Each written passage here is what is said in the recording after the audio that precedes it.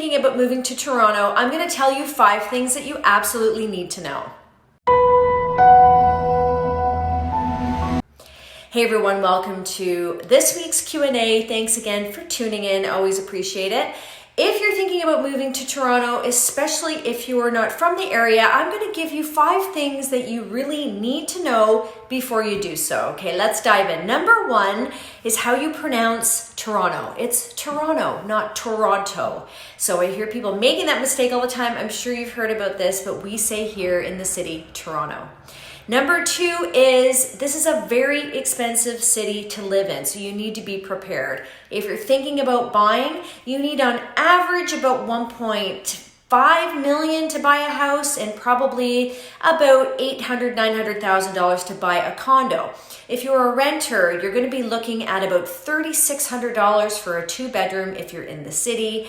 And they say the average cost of living for someone who is a single person with a 1-bedroom apartment is about $4,000 with everything in. So it's very expensive to live here, so you just have to be prepared for that.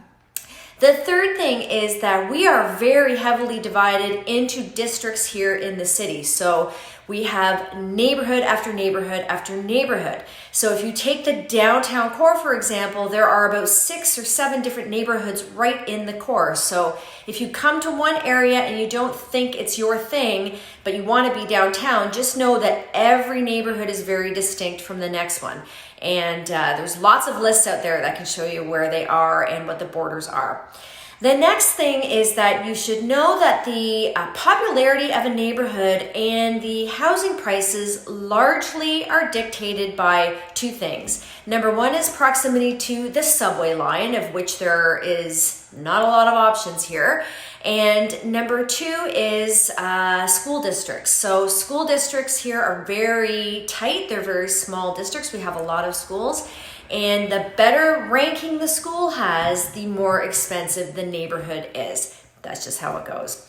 And finally, I want to point this out because I run into people who live in the city and don't know this, but if you are someone who's active and spends a lot of time outside like I do, there are kilometers and kilometers and kilometers of trails that you can run or walk or ride your bike all through the middle of the city. You know, everywhere that goes right from the lake all the way up north to Lawrence Avenue and back down, as well as our waterfront trail. So this is a fantastic city for anyone who's a runner or a cyclist or anyone who just likes to get out and get active. So those are my tips for you. Hopefully they've been helpful. As always, we're here if you have questions. Our new podcast episode drops this week, and hope that you tune in. That's the Toronto Real Estate Show with Jenelle and Leslie. And in the meantime, feel free to reach out with any questions, and thanks for tuning in.